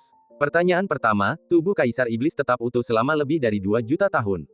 Ini berkat kekuatan kesadaran dan hukum jalan jembatan ilahi. Pertanyaan kedua adalah tentang perang kuno 300.000 tahun yang lalu, yang mengakibatkan jenazah Kaisar jatuh ke dunia manusia. Alasan spesifik di balik ini terjerat tabu dan tidak dapat dijelaskan. Untuk pertanyaan ketiga, saya sudah menyebutkannya sebelumnya. Era ini sungguh luar biasa cemerlang. Meskipun klan kuno kuat, mereka ditakdirkan untuk tidak bisa mengendalikan segalanya. Variabel-variabel yang disebut-sebut, entah itu mayat kaisar atau kemampuan klan kuno untuk kembali dari tanah asal mereka, semuanya adalah buktinya. Kalimat ini terdengar jelas di telinga setiap orang, dan menimbulkan kegaduhan di hati mereka. Kekuatan pengetahuan melindungi tubuh Kaisar Iblis, membuatnya abadi. Apakah ini benar? Apakah ada sesuatu yang tersembunyi di dunia ini yang bahkan ras abadi kuno tidak mengetahuinya? Dan apa yang terjadi dalam apa yang disebut perang leluhur? Ada berbagai macam pertanyaan, dan semua orang ingin jawaban. Kakak Nangong tidak mau bicara banyak, jadi dia hanya berkata, "Aku lelah, aku mau kembali istirahat. Soal hadiah meramal, terserah kamu. Karena kau belum bertindak, aku akan mengingatkanmu. Mayat kaisar adalah tabu. Jangan terlalu terikat padanya, atau kau akan mendapat masalah besar." Setelah berkata demikian, Nangong Ge berbalik dan berjalan pergi, meninggalkan jejak panjang di punggungnya. Orang lain mungkin meragukan kata-kata Nangong Ge, tetapi orang-orang dari keluarga Kaisar Guiyan pasti mempercayainya dengan teguh. Setelah tertegun cukup lama, orang-orang dari keluarga kekaisaran mengeluarkan sejumlah besar sumber daya, mengisinya dengan 3 cincin sumi berkualitas tinggi, dan meninggalkannya di pintu masuk Villa Langya. Lelaki tua di villa itu mendapat ide dan mengeluarkan ketiga cincin itu. Ia menyelidiki dengan indera spiritualnya dan mengamati lebih dekat. Ia terkejut, jantungnya berdebar kencang, berpikir bahwa ia telah menghasilkan banyak uang lagi. Semua orang di klan kuno itu pergi dengan pikiran yang sangat rumit. Siapapun yang menyentuh mayat kaisar akan menderita bencana besar. Bahkan dengan pengingat dari Nangong Ge, bagaimana mungkin klan kuno abadi bisa berhenti? Hanya ketika momen itu tiba kita akan menyadari kesalahan kita, tetapi saat itu sudah terlambat untuk menyesal. Bagaimanapun, apa yang bisa dikatakan sudah dikatakan. Apakah orang-orang ini mendengarkan atau tidak, itu bukan pendapat saudara Nangong. Klan Kaisar Guiyan sangat mementingkan setiap perkataan Nangong Ge dan segera melaporkannya kepada tokoh-tokoh tingkat fosil yang hidup di klan tersebut, tidak berani menyembunyikan apapun. Namun, jenazah Kaisar terlalu menggoda, dan para petinggi klan Kaisar Guiyan mempertimbangkannya cukup lama, tetapi tetap menolak untuk menyerah. Paling-paling, mereka hanya akan sedikit berhati-hati dan waspada setiap saat. Pada saat ini, para tokoh utama dari 27 klan kuno abadi tengah berusaha sekuat tenaga untuk membuka jalan menuju dunia luar. Banyak suku bangsa, bahkan kekuatan militer kaisar leluhur dikerahkan, hanya untuk menuntaskan tugas itu secepatnya tanpa membuang waktu semenit pun. Beberapa tahun berlalu dengan tergesa-gesa. Sekarang setelah informasinya dirilis, tentu saja seseorang akan pergi dan memverifikasi hasilnya. Saat itu, seseorang berjanji untuk memimpin dan mengambil risiko untuk menjelajahi jalan. Spesimen hidup dari keluarga Kaisar Lin Qian, seorang pria tua pendek berpakaian abu-abu, memegang tongkat, dengan mata merah. Namanya Luo Yanchen, makhluk hidup. 9 langkah jembatan ilahi, alam kuasi kaisar. Demi jenazah sang kaisar, ia rela keluar dari sudut gelap dan berjuang demi sisa hidupnya. Tunggu sebentar, saya pergi dulu. Luo Yanchen, bersandar pada kruk, melangkah ke lorong yang baru dibangun, bergerak perlahan dan selambat siput.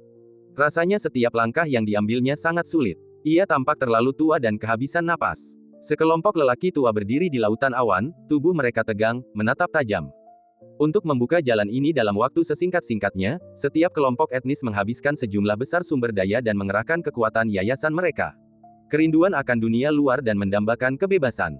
Mereka sudah tua dan tidak bisa menunggu lebih lama lagi. Mayat seorang kaisar sudah cukup untuk membuat mereka gila dan membuat mereka kehilangan akal. Luo Yanchen secara pribadi memimpin jalan, yang membuat setiap orang tua gelisah, takut sesuatu yang tidak diharapkan akan terjadi dan menyebabkan jalan itu runtuh. Begitu makhluk tak tertandingi seperti Luo Yanchen menyentuh hukum waktu di negeri tua, setidaknya ia akan memunculkan jejak bayangan seorang kaisar semu dari zaman kuno. Jika ia kurang beruntung, itu adalah sang kaisar. Selama bertahun-tahun yang tak terhitung jumlahnya, banyak orang luar biasa telah muncul di suku-suku kuno. Mereka enggan terjebak di dunia yang sempit, merindukan pemandangan luar, dan menginginkan jalan yang lebih tinggi. Jadi, dia melangkah keluar dari dunia kecil suku kuno, menemukan dirinya di tanah tua, dan akhirnya ditelan oleh kekuatan waktu.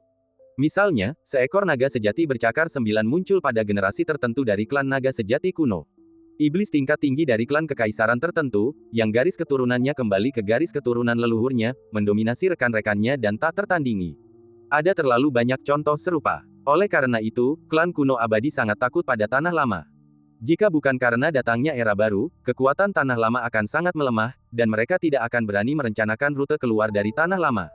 Saya sudah tua sekarang, saya harus mencobanya. Luo Yanchen melangkah masuk ke lorong, dan sekelilingnya tertutup kabut merah tebal, membuat orang-orang merasakan penindasan dan krisis yang tak terlukiskan. Penghalang jalan itu muncul dan menghilang dari waktu ke waktu, dan ujung jalan tidak terlihat. Jalan di depan tidak diketahui, jadi kita harus berhati-hati. Jadi beberapa jam berlalu sebelum Luo Yanchen berjalan lebih dari 1000 mil. Lagi pula, satu langkah yang salah bisa mengancam nyawa. Meskipun Luo Yanchen berjalan dengan mudah menggunakan tongkat, kekuatan hukum di tubuhnya menyebar hingga ke ujung lorong. Ia dengan hati-hati menjelajahinya dengan konsentrasi penuh. Keringat dingin tampak mengucur dari dahinya, tetapi kemudian menghilang. Begitu saja, setelah puluhan hari, Luo Yanchen tampaknya telah menemukan beberapa pola dan kecepatannya meningkat pesat. Mengandalkan kekuatan penghalang saluran, Anda dapat menghindari kekuatan hukum waktu yang ditimbulkan oleh kekacauan skala besar dan tetap aman. Ia melewati lingkaran dalam tanah lama dan mencapai wilayah luar. Meskipun Luo Yanchen tidak berteriak, namun kilatan merah di matanya dan sedikit gemetar di tangan kanannya yang memegang erat kruk, semuanya membuktikan kegembiraan dan rasa gembira di dalam hatinya. Bebas. Jika Anda berjalan sedikit lebih jauh, Anda dapat melihat pemandangan dunia besar dengan mata kepala Anda sendiri, dan tidak lagi terjebak di dunia kecil di ujung negeri lama. Tuan-tuan, ingatlah jalan yang baru saja saya tempuh, dan kalian tidak akan punya kekhawatiran di dunia ini. Luo Yanchen memenuhi janjinya, menghancurkan jimat transmisi suara khusus, dan menyampaikan pesan kepada para tetua. Bagus. Seperti yang diharapkan dari Tuan Luo, sikapnya tetap sama seperti sebelumnya. Kita beruntung mendapat kesempatan menyaksikan tontonan megah itu. Para tetua sangat gembira, tubuh mereka yang renta gemetar dan wajah mereka menunjukkan gejolak emosi yang hebat. Sungguh langka bagi seseorang di level mereka untuk masih merasakan luapan emosi seperti itu. Bas. Semua orang dengan cepat menekan emosi mereka dan melangkah ke lorong satu demi satu, mengikuti jejak Luo Yanchen dan berjalan hati-hati. Melewati wilayah bagian dalam tanah lama berarti mustahil untuk menghadapi kekuatan hukum waktu yang terlalu menakutkan, dan seseorang harus memasuki dunia. Tuhan, tolong jangan halangi jalanku. Luo Yanchen melangkah maju, sambil mengucapkan bualan rendah dan serak, dan langkahnya ke depan menjadi jauh lebih mantap, bagaikan gunung yang jatuh dari langit ke tanah. Pada titik ini, para tokoh terkemuka dari klan kuno abadi keluar dari tanah lama mereka dan memasuki dunia untuk mencari peruntungan. Aura yang mengejutkan menyelimuti alam semesta, dan orang-orang gemetar ketakutan. Orang-orang suku kuno itu sangat gembira dan berteriak keras. Hal pertama yang harus dilakukan di dunia ini adalah langsung menuju jenazah kaisar. Benda-benda seperti istana kekaisaran Taiwei, pecahan senjata kekaisaran, dan lain-lain, semuanya dapat disingkirkan. Mayat kaisar adalah hal yang paling penting. Lagi pula, nilai dari tubuh kaisar yang lengkap tidak terukur. Selain itu, meskipun banyak fosil hidup yang sangat tertarik dengan istana kekaisaran Taiwei, rasa kagum yang mendalam di hati mereka membuat mereka tidak berani pergi ke sana dengan gegabah. Bahkan istana peninggalan Kaisar Taiwei tidak boleh dinodai sedikit pun. Lagi pula, orang-orang tua itu tidak punya banyak waktu lagi untuk hidup. Mereka hanya bisa mengandalkan kekuatan mayat kaisar dan melangkah maju untuk memperpanjang umur mereka. Gemuruh, gemuruh, langit berguncang dan fenomena aneh terjadi silih berganti. Tatanan telah berubah, keseimbangan telah rusak, dan suasananya amat menyedihkan. Orang-orang dari klan kuno abadi menjadi semakin arogan. Banyak sekali penindasan, penghinaan, dan pembunuhan yang terjadi, semuanya disebabkan oleh suku-suku kuno tertentu. Di era yang penuh gejolak ini, kerusuhan yang disebabkan oleh jurang iblis jauh lebih mengerikan daripada yang terjadi di dunia. Bencana jurang iblis ini memberi banyak orang alasan untuk berbuat jahat, melepaskan sisi gelap mereka tanpa ragu. Ini masalah besar. Para pria kuat dari seluruh penjuru merasakan fluktuasi aura tingkat atas klan kuno. Mereka merasakan sesak napas, dipenuhi ketakutan dan kesedihan. Pemimpin terkuat klan kuno telah meninggal. Apa yang harus kita lakukan? Orang-orang tua di alam Kunlun bersembunyi di sudut dan tidak berani muncul untuk sementara waktu. Langit telah berubah. Masa depan tidak diketahui. Dengan kemunculan resmi klan kuno abadi, situasinya menjadi sangat kacau. Banyak orang percaya bahwa masa depan akan dikendalikan oleh klan kuno abadi, dan jika mereka ingin bertahan hidup, mereka tidak punya pilihan selain bergabung dengan klan kuno. Lautan kekacauan, tanah iblis. Puluhan pria kuat yang berdiri di puncak telah datang ke sini. Melihat mayat kaisar di mulut jurang, matanya berapi-api dan gugup. Itu benar-benar tubuh kaisar iblis King Yu. Jika kita bekerja sama, kita pasti bisa mengambilnya. Tubuh kaisar yang begitu lengkap, luar biasa, luar biasa. Catatan kuno menunjukkan bahwa Kaisar Iblis King Yu mengembangkan ajaran Buddha dan kekuatan iblis, mencapai kekuatan yang tak tertandingi, jauh melampaui kaisar-kaisar pada zaman biasa. Sayangnya, di usia senjanya, keseimbangan hukum di dalam tubuhnya terganggu, dan ia akhirnya berubah menjadi iblis. Para lelaki tua dari klan kuno itu menatap tubuh sang kaisar dengan saksama, mata merah mereka terus berkilat, dan mereka berharap dapat menelannya sekaligus. Mayat sang kaisar berdiri tegak, memancarkan sedikit sisa kekuatan. Patung Shinbashi biasa hanya dapat dilihat dari kejauhan dan tidak dapat didekati. Kaisar Iblis King Yu adalah sosok agung lebih dari 2 juta tahun yang lalu. Bahkan setelah kematiannya yang begitu lama, ia masih memiliki jejak keilahian dan sisa kekuatan. Para tetua mengamati dengan saksama dan yakin bahwa mengonsumsi sejumlah besar sumber daya kali ini adalah pilihan yang sangat tepat. Sekalipun jembatan ilahi di era ini rusak, selama kita mendapatkan jasad kaisar dan memurnikannya, masih ada harapan untuk menyeberang ke sisi yang lain. Memanfaatkan kekuatan mayat kaisar untuk keuntungan mereka sendiri, mereka dengan paksa menerobos belenggu dunia dan mencapai pencerahan sebagai seorang kaisar. Inilah pemikiran umum di antara para tetua, yang mendambakan puncak sejati, tanpa menyadari kengerian separuh jalan jembatan ilahi. Rekan-rekan Taois, waktu itu berharga. Apakah kalian bersedia bekerja sama untuk melanggar hukum yang mengikat jenazah kaisar? Luo Yanchen, anggota terkuat klan Kaisar Lin Qian, melirik semua orang dan berkata dengan suara rendah, kami bersumpah. Sampai hukum yang mengikat jenazah kaisar dilanggar, kami tidak akan saling bertarung atau menyerangnya secara serempak. Setelah kami mendapatkan jenazah kaisar, kami akan menggunakan kekuatan esensi masing-masing klan sebagai panduan untuk membaginya menjadi 27 bagian. Kita semua akan mendapatkan manfaatnya. Bagaimana caranya? Bisa. Semua orang mengangguk tanpa ragu. Setiap klan kuno yang abadi telah diwariskan selama bertahun-tahun yang tak terhitung jumlahnya dan memiliki warisan yang tak terduga. Jika perang pecah karena distribusi manfaat yang tidak merata, kerusakan yang ditimbulkan akan terlalu serius. Setiap kelompok etnis memiliki satu salinan, dan tidak seorang pun dapat menolaknya. Apakah seseorang dapat memperoleh pencerahan melalui mayat kaisar tergantung pada kemampuannya sendiri.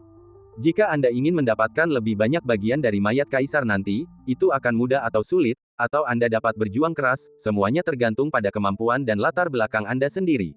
Singkatnya, distribusi saat ini harus masuk akal untuk menghindari kekacauan. Bertahan di era baru memang tidak mudah.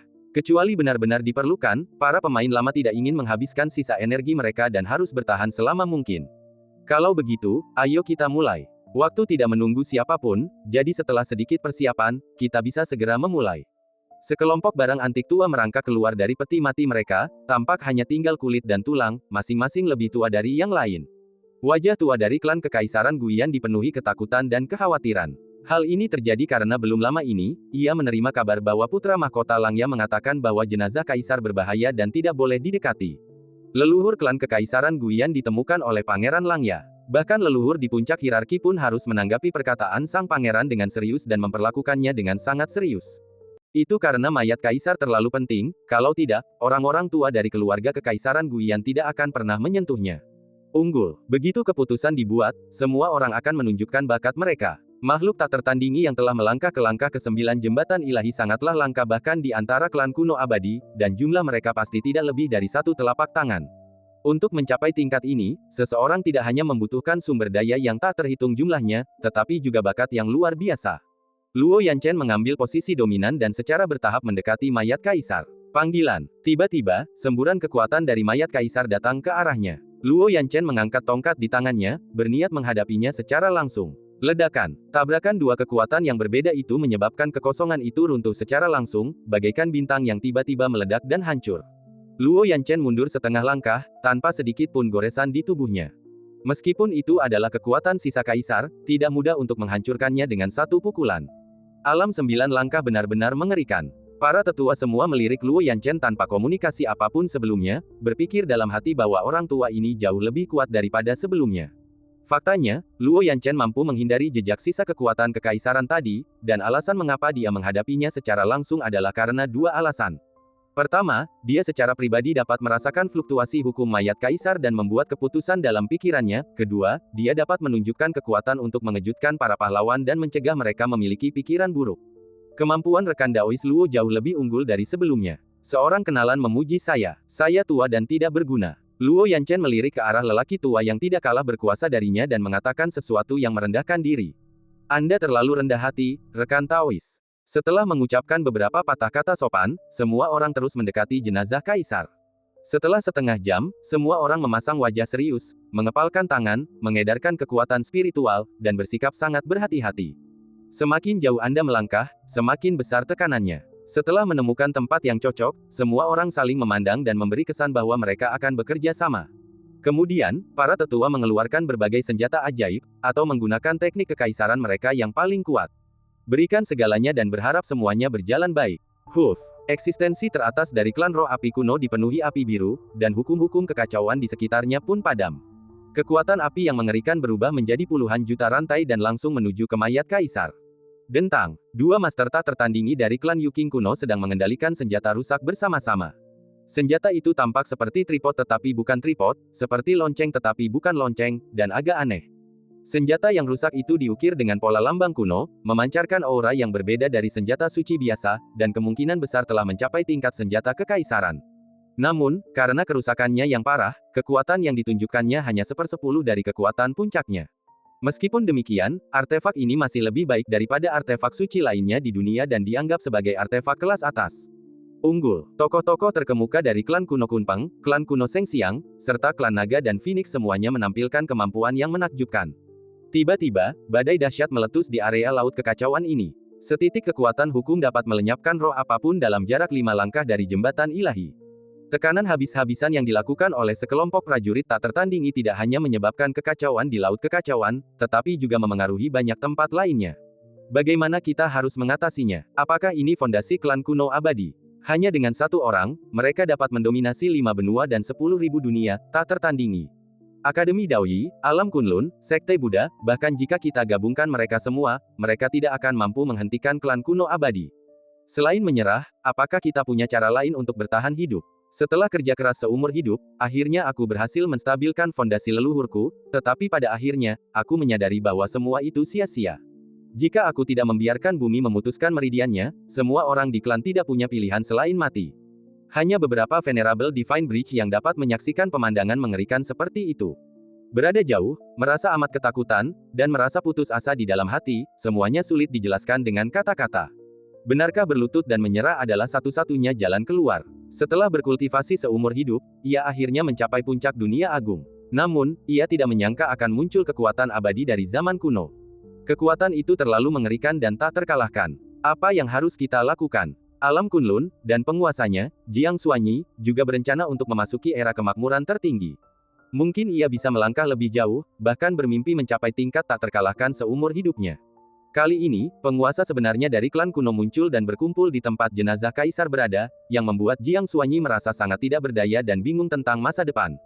Jiang Xuanyi tinggal setengah langkah lagi untuk mencapai langkah ke-8. Melihat begitu banyak master yang tak tertandingi, Ruo tertawa dalam hati, sekalipun aku mengambil langkah ini, aku akan tetap dikendalikan oleh orang lain dan tak bisa bebas. Hatiku agak bingung, langkah ini bahkan lebih sulit untuk dilakukan. Di sudut laut, Raja Tianyong telah lama mengetahui tentang mayat kaisar dan bersembunyi di dekatnya, mengamati. Ying, setelah menyaksikan dengan mata kepalanya sendiri adegan para pahlawan suku kuno menampilkan kekuatan mereka, dipenuhi dengan keterkejutan dan tidak dapat diungkapkan dengan kata-kata. Setelah waktu yang lama, Raja Tianyong hanya menghela nafas, siapa yang bisa menghentikan kekuatan klan kuno?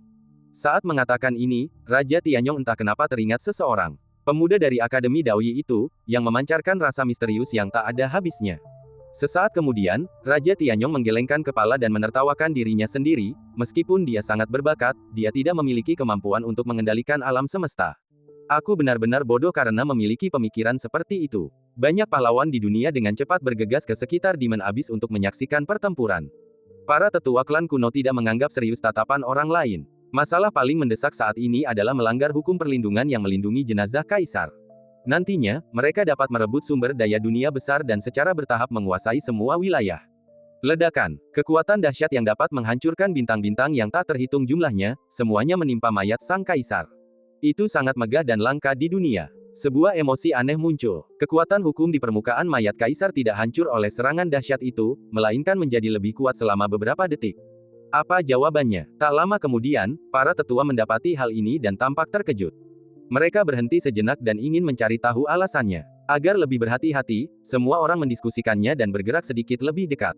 Berdengung. Pada saat itu, perasaan yang tak terkatakan langsung menyelimuti jiwa setiap orang tua, membuat tubuh mereka dingin dan kaku serta tidak bisa bergerak. Saat berikutnya, semua tetua menunjukkan ekspresi ngeri. Mayat kaisar bergerak. Seseorang mengeluarkan suara melengking dan menakutkan. Tubuh Kaisar Iblis King Yu menggerakkan jari telunjuk tangan kanannya sedikit. Meskipun mereka agak jauh, para tetua yang bersama-sama menatap mayat kaisar dapat mendeteksi perubahan halus ini. Kaisar Iblis sudah mati, bagaimana tubuhnya bisa bergerak? Mungkinkah itu bergetar karena fluktuasi energi? Seharusnya tidak. Kalau dia bergerak karena serangan para tetua, seharusnya seluruh tubuh kaisar yang bergetar, bukan hanya satu jari saja. Saat semua orang ketakutan, gerakan mayat kaisar menjadi semakin intens. Dia perlahan mengangkat tangan kanannya, dan kilatan cahaya merah tampak muncul dari rongga matanya yang kosong bagai jurang. Kecepatannya sangat lambat, seperti siput.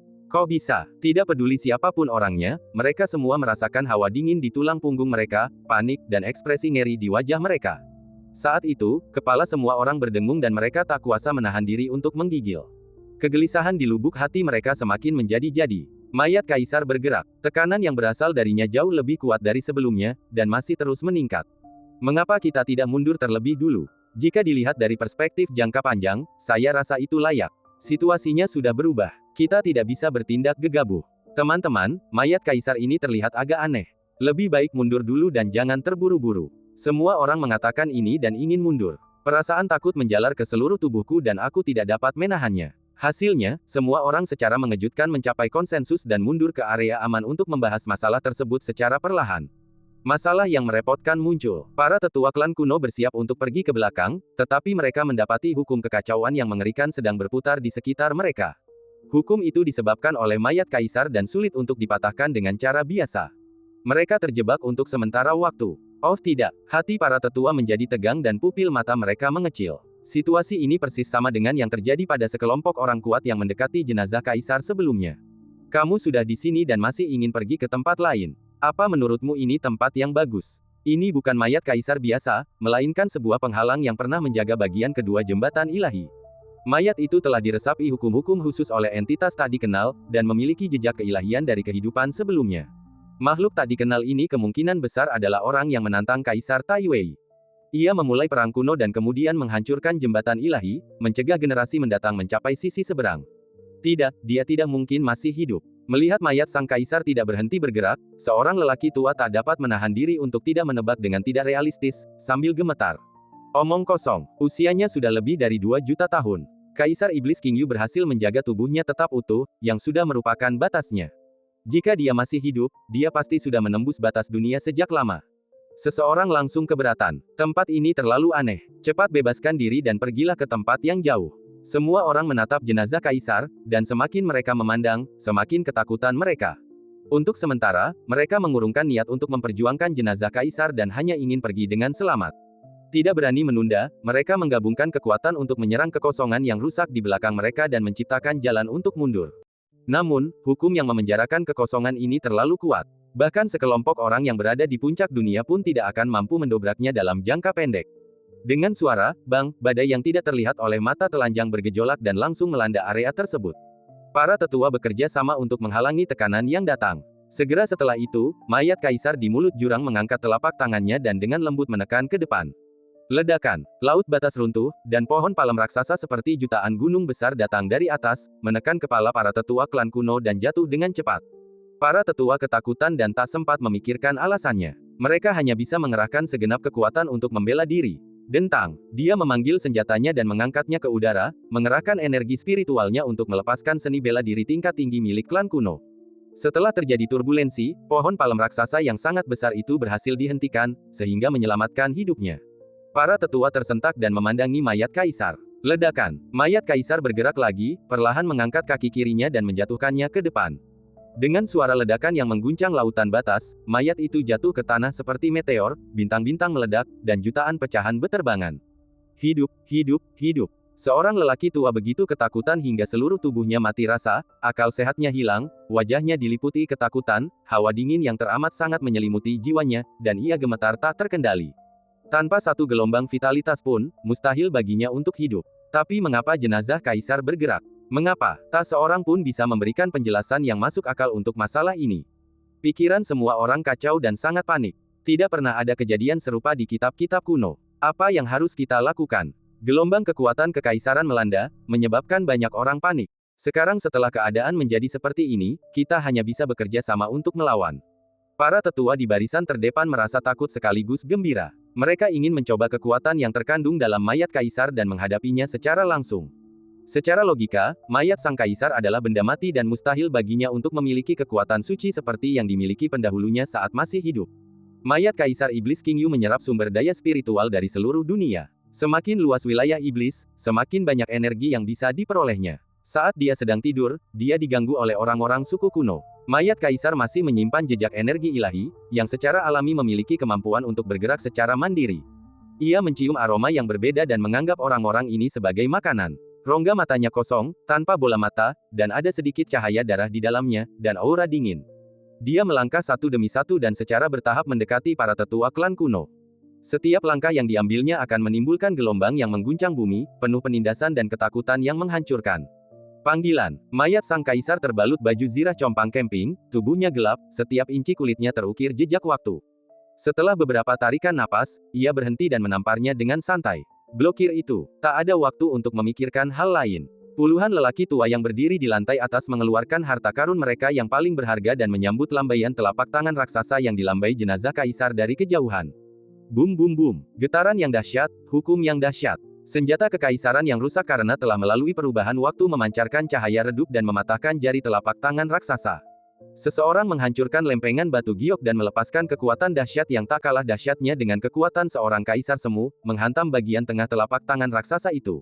Setelah beberapa saat terhenti, sebuah bekas tusukan muncul di telapak tangan itu. Seseorang mengeluarkan sedikit darah dari dahinya, mendesak Zuli untuk memancarkan cahaya yang menyilaukan, meletus dengan kekuatan suci yang mengerikan dan momentum yang melonjak. Dor, dor, terdengar suara ledakan keras, dan telapak tangan raksasa yang menghantam dari samping hancur berkeping-keping. Akan tetapi, sisa kekuatan telapak tangan raksasa itu masih saja menghantam wilayah tempat para tetua klan kuno berada. Para tetua masing-masing memperlihatkan kekuatan magis mereka untuk melindungi diri mereka sendiri. Engah, generasi yang lebih lemah, tidak mampu menahan kekuatan mayat kaisar, memuntahkan darah merah, wajah mereka menjadi pucat, fondasi mereka terguncang, dan sisa umur mereka menderita kerugian besar. Beberapa barang antik tua yang berdiri 9 langkah dari jembatan ilahi berada dalam kondisi yang sedikit lebih buruk, tetapi tidak jauh lebih buruk. Darah dan energi mereka mendidih, siap meledak. Wajah mereka dipenuhi ketakutan dan kecemasan yang luar biasa. Aduh, terjadi lagi. Tanpa memberi kesempatan kepada para tetua untuk mengatur napas, mayat kaisar menyerang lagi, berdarah dingin dan kejam. Mayat kaisar menganggap para tetua ini sebagai sumber daya yang paling berharga. Dengan melahap daging dan darah mereka, ia dapat pulih ke kondisi prima tanpa harus menunggu hingga negeri iblis menyelimuti seluruh dunia. Dia masih punya sedikit kewarasan. Pemimpin terkuat dari klan kekaisaran Guian adalah seorang wanita tua buta yang berpakaian kain hitam, dengan rambut jarang yang seluruhnya beruban, kulit kering, dan kurus kering. Kekuatannya begitu tinggi sehingga dia hanya selangkah lagi dari 9 langkah jembatan ilahi. Perempuan tua itu mengendalikan separuh peta pegunungan, sungai, dan negara bagian lainnya. Melalui kekuatan para prajurit kekaisaran, ia memiliki pemahaman yang lebih mendalam tentang jenazah kaisar. Mayat kaisar masih memiliki jejak kesadaran. Ketika kata-kata ini diucapkan, para pahlawan terkejut. Situasi ini sungguh konyol. Para tetua klan kuno dipenuhi penyesalan. Seandainya mereka tahu mayat kaisar begitu aneh, mereka tidak akan pernah bertindak gegabah. Bencana ini terjadi hanya karena rentang hidup mereka yang terbatas dan mereka sangat menginginkan kesempatan untuk mencapai puncak. Bekerja sama untuk melawan musuh. Mayat kaisar menyerang lagi, tanpa sihir atau taoisme apapun, hanya mengandalkan gerakan tubuh dan mengulurkan tangan dengan lembut. Mayat kaisar yang masih memiliki jejak keilahian bukan lagi benda mati dan dapat mengerahkan 1/10 atau 1/12 kekuatan tempur tubuh aslinya. Dalam keadaan normal, tidak peduli seberapa kuatnya seorang kaisar semu, ia tidak memenuhi syarat untuk menantang kaisar. Terlebih lagi, para lelaki tua itu tidak dalam kondisi prima karena tenaga dan darahnya yang menurun. Selain itu, meskipun beberapa orang telah melangkah ke 9 langkah jembatan ilahi, mereka baru berada di awal 9 langkah. Jalan menuju puncak 9 langkah masih sangat panjang, dan mereka tidak akan pernah bisa mendakinya. Ledakan, serangan telapak tangan dari mayat kaisar membuat para tetua gemetar ketakutan lagi. Mereka mengertakkan gigi dan bertahan, mengerahkan seluruh kemampuan mereka dan tak berani menyembunyikan kelemahan mereka. Lautan batas tampak bergetar, dan lubang-lubang hitam padat yang tak terhitung jumlahnya muncul. Setiap lubang hitam dapat menelan sebuah bintang. Jika seberkas kekuatan hukum itu sampai menyebar ke seluruh dunia, niscaya akan menimbulkan hantaman dahsyat di berbagai tempat, yang mana hal itu tidak terbayangkan. Zeng, beberapa lelaki tua menghunus pedang-pedang berharga, pedang mereka bersiul dan berdentang. Mereka mengayunkan pedang, cahaya pedang mereka melintasi kehampaan sejauh 30 juta mil, menembus mayat kaisar tanpa menimbulkan kerusakan sedikit pun. Seseorang memegang palu hitam besar di kedua tangannya, mengayunkannya dengan sekuat tenaga, dan memukulnya dengan keras di depannya, menghancurkan kekosongan di udara dan menghancurkan lubang hitam yang tak terhitung jumlahnya hingga lenyap. Namun, telapak tangan mayat kaisar terentang dari udara dan tiba tanpa hambatan. Ia muncul dari ketiadaan, melintasi ruang rusak tak berujung, dan jatuh dengan keras. Mundur. Serangan telapak tangan yang tiba-tiba itu mengejutkan banyak orang. Dia berteriak sekuat tenaga, memperlihatkan ketidakberdayaannya sepenuhnya. Ketiga lelaki tua itu tidak punya waktu untuk menghindar dan ditampar hingga mati satu demi satu. Harta karun dan barang-barang lain yang dibawanya melayang di ruang yang hancur, dan tidak seorang pun tahu kemana perginya. Leluhur, jauh di sana, sekelompok anggota jembatan ilahi yang kuat dari klan kuno menyaksikan pemandangan ini. Rasa dingin menjalar di sekujur tubuh mereka. Mereka tak kuasa menahan diri untuk meraung, mata mereka penuh kekhawatiran. Sudah berakhir. Orang-orang dari klan kuno Dingxuan dan klan kuno Sengxiang menyaksikan leluhur mereka dibunuh dengan mata kepala sendiri. Wajah mereka pucat pasi dan hati mereka dipenuhi keputusasaan. Nenek moyang telah tiada, apa yang akan terjadi pada klan kuno di masa depan? Cepat cari jalan keluar. Kali ini, lelaki tua yang masih hidup itu tak mampu lagi menahan rasa takut yang mendalam di hatinya. Ia melepaskan harga dirinya dan meraung tanpa mempedulikan citranya. Boom! Boom! Setiap orang memegang harta karun klan yang paling berharga, diarahkan ke lokasi tertentu, dan menghancurkannya dengan keras, hanya untuk menciptakan cara untuk bertahan hidup. Kekuatan mayat kaisar telah jauh melampaui harapan klan kuno. Tak seorang pun menyangka bahwa jasad Kaisar Iblis King Yu, yang wafat lebih dari 2 juta tahun lalu, masih menyimpan jejak keilahian. Hal itu tak masuk akal dan hanyalah khayalan belaka. Langkah, langkah, langkah. Mayat kaisar dapat bergerak ribuan kali dalam satu langkah tanpa membuat terlalu banyak gerakan. Tekanan yang telah ditahan selama bertahun-tahun saja sudah cukup untuk membuat banyak leluhur tak tertahankan dan berdarah dari ketujuh lubangnya. Saya menyesal tidak mendengarkan anak saya. Wanita tua dari keluarga kekaisaran Guiyan tiba-tiba teringat kata-kata Pangeran Langya yang dibawa kembali oleh keturunannya, dan dia sangat menyesalinya. Kalau saja mereka berada di markas klan kuno abadi, para tetua tidak akan berada dalam kekacauan seperti ini. Karena di wilayah suku kuno, mereka dapat memobilisasi kekuatan asli suku dan bersatu. Sekalipun mereka tidak dapat menekan mayat kaisar, setidaknya mereka dapat bersaing dengannya.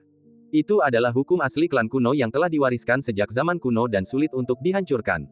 Jauh dari tanah lama, mereka hanya bisa mengandalkan kekuatan mereka sendiri, bagaimana mereka bisa bersaing dengan mayat kaisar yang memiliki keilahian.